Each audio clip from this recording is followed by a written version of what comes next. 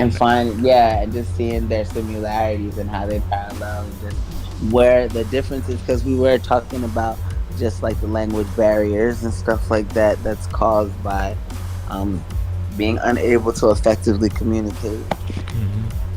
now, human cannibalism. Okay, in some traditions, humans overpowered by greed could turn into wendigos. The myth thus served as a method to encourage cooperation and moderation. Other sources say wendigos were created when a human resorted to cannibalism to survive. To Huh. survive. Humans could also turn into a wendigo by being in contact with them for too long. Now, taboo reinforcement ceremony. Along the Assiniboine, the Cree, and the Assiniboine, Ojibwe, a satirical ceremonial dance is sometimes performed during times of famine to reinforce the seriousness of the Wendigo taboo. The Mm. ceremony, known as Wendigo Kaanzamoan, was performed during times of famine and involved wearing masks and dancing backwards around a drum. The last known Wendigo ceremony conducted in the United States was at Lake Wendigo of Star Island of Cass Lake. That's Where's Star Island? Is that the where's that at? uh, Lake Star Island. Wendigo is a small lake on Star Island in northern Minnesota, United States. Okay. All right, and Cass Lake is in Minnesota, located within boundaries of Leech Lake Indian Reservation. It's surrounded by Pike Bay Township. Cass Lake had a population of 675 in the 2020 census. And the Leech Lake Reservation is an Indian reservation located in north central Minnesota counties of Cass, Itasca, Beltrami, and Hubbard. Hubbard County. Yeah, I feel like I know Hubbard. so now they have the psychosis thing, which we could go through, but I'm really not interested in psychological stuff, you know. And they do have pictures on here too for the Wendigo. Yeah, I see them. I'm on that wiki Look at that you just. that. That's all. Hold on, let me see. Look This is at black. that. Hold on, what am I? You Oh see that? wow, see that's crazy. Oh wow, that's somebody in a costume. Yeah. Huh. Those horns have to be heavy. We could we Those could we could dress up like that for Halloween. those nails are wicked, man. Look at those things. You see, and he should have took his hand out of that freaking picture. Like, Yeah, dude, this guy right here, and then yeah. made it dark in the background, like so we don't even feel like there's a door and a Diet Coke in the back. Yeah. You know? Oh my god, I didn't even see the Diet Coke. Like, come on, ruin a picture. You know what I That's mean? it. Like you, they should have just made it to where, but they didn't care about the effect. They just wanted people to see the product. I want that. I wonder if he like what's that on his face to make that? Is it a stocking? uh, I don't know. That might actually be like. There we go. There we go. Let me zoom that in. Oh, it's a mask. It's an actual mask. That is cool. Yeah, it is super cool. So that's what you're going for? Yeah. It Well, I mean, I is could, scary. Imagine running him in a dark night. I could come up with something a little bit better, like the eyes. You know what I mean? Yeah, I don't even see how he can breathe. I was looking for the nose holes. They don't look like to be present. That's a good. I guess a Wait, little. maybe right there at the. I don't know Is if you can it? see my mouse. I can see your mouth. I guess that is a hole. I just Maybe. even like his mouth, like there's no opening for the mouth. It Okay. doesn't. It looks like, you know what I mean. It's like That they're could still be his closed in. mouth, to be honest. The way they got it set up. It's like his whole face is behind something. That is Hmm. so crazy. See, I feel like people have to relate to these things to even attempt to recreate it. Like, how, you know what I mean? Like, even if they Yeah. didn't see it themselves, it's like some type of truth in it. Now, let's let's move on to the second topic, which is the skinwalker. What do you think? Skinwalker. I'm The, about to the go. skinwalker. Now, the skinwalker is a little bit different, but a lot of people get these two mixed up, like they're the same thing, and they're really not. But there is some similarities to it. I will say that there is, but it's not exactly the same. Um, if you want to, you can read, but I'll read if you want me to. I'll do it. I'm just getting Skinwalker pulled up. Skinwalker, Navajo culture. Blah blah blah. And Navajo. Hold on, you're too far from me. My phone's down there. Alright. And it was too hot to touch. In Navajo culture, a skinwalker, Navajo Ye Naladelusi, is a type of harmful witch which has the ability to turn into, possess, or disguise themselves as an animal. I wonder if my cat's a skinwalker. The term is used never. The term is never used for killers. Look, I said that, and then something made a strange noise in the kitchen, and it was just like, hey, what if she is a skinwalker? I like that's why I stopped. It was like, what was that? In the Navajo language, Ye Naladelusi translates to, by means of it, it goes on all fours.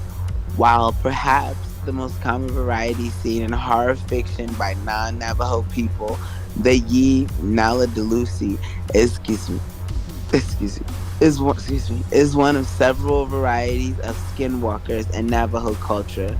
Specifically, they are a type of anti-Hinji. Okay, I just want to look up what that. What is an anti-Hinji? Let me see. Come on, Alright. Apple, do your thing. Look up anti-Hinji. Search web. What is a wolf? Search the Skinwalker. Oh, see, it's still just saying. But what is an anti Let in me. need? Let me. Oh, it's not even a G. That's like a exclamation upside down with a little cry. I've never seen anything like It that. says Wall, Leon, and William Morgan Navajo English Dictionary, and I can probably check that out for you. Oh, that's what you're looking at. That's, yeah, the citation though. I Yeah. was trying. What is that symbol though in the word? Do you see the ANTI? Then it's a apostrophe, and then it's like, what is that? That's not even upside down exclamation point. It's like an upside down exclamation and an upside down question mark. That's the strange part for me too. Like, it took me a long time to even figure out how to put those kind of quotations into words on the keyboard. So some of them, Oh man, even typing them, I could only imagine. yeah. I've never even heard of that. Anti-genie. Yeah, it does look like it says Janice. See, I said the same thing, but does that thing count as a letter? It's not anti it's anti Janie. Yeah, What is that? I have no clue. Hey, that would be nice if they had more of a description of that. Yeah, even if I Googled it, like when I sat here and I did, all right, look it up. And then this was like, how did Indian places curse? How did Indians place curses on things and people? What are wolf skin runners in Native American culture? And the skinwalker. So let me see what Now, happens when I wolf search for that. runner, I understand the whole concept between a wolf runner. That's a good example of what I'm talking about. Like back in the 70s, they came out with a movie called The Wendigo, and Hmm. like at the time I thought it would be like about werewolves because I didn't know much about Wendigos and skinwalkers and stuff, okay? Right. But the movie made it out like these Wendigos were wolves that would appear out of nowhere and try to attack and kill this guy, and instead of getting him, they would always go after people that were close to him. You know what I mean? But that's the best way to affect your victim. They watch them, like, yeah, they teach you that. Even like the military. And see, I fell under the impression that the Wendigo was kind of like that, but the truth of the matter is like they have absolutely nothing to do with the skinwalker. You know what I mean? The skinwalkers are the shapeshifters and the witches. You know what I mean? The Wendigo is, they have this insatiable freaking appetite, and they're always hungry and they're wanting to eat. You know what I mean? And it's. I was about to say that's a good idea, regardless. So. But yeah, that's probably what they're talking about. These creatures can transform into animals. They can transform into. But they think they're witches. That's what. Because the Navajo is the real. Read on, you'll find out. It gets even. That's exactly what they're talking about right next. But just underneath. Okay, let me go. Let me keep going. First I scrolled up. Okay, go. Navajo witches, including skinwalkers, represent the anathesis. I apologize, I got distracted. Rapid sent me my picture of my thing and I heard the vibrate. Anyway, let me focus. I've been waiting for my cat all day. Navajo witches, not all day, but 50 hours. Navajo witches, including skinwalkers, represent the antithesis of Navajo culture values, while community healers and culture workers are known as medicine men and women, or by other positive terms in the community, indigenous language. Witches are seen as evil, performing harmful ceremonies and manipulative magic in a perversion of the good works medicine people traditionally perform. In order to practice their good works, traditional healers may learn about both good and evil magic in order to protect against evil. But people who choose to become witches are seen as corrupt. The legend of the. Want me to stop? No, I was wanting to point out too that statement is saying pages are needed for citation. So we don't know how true that is. Right. The legend of the skinwalker is not well understood outside of Navajo culture, both due to reluctance to discuss the subject with outsiders. Hold on, my phone's sliding off my breast. As well as the Cherokee Nation. Academic Adrian Keene, says is a lack of unnecessary culture context that stories are embedded with it. Traditional Navajo people are reluctant to reveal skinwalker lore to non-Navajos or to discuss it at all among those they do not trust. Keene, founders of the website Native Appropriations, has written in response to non-Navajos incorporating the legends into their writing, and specifically the impact when J.K. Rowling did so. That when this is done, we as Native people are now opened up to a barrage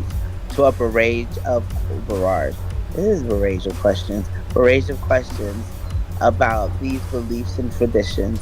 But these are not things that need or should be discussed by outsiders at all. I'm sorry if that seems unfair, but that's how our culture survived.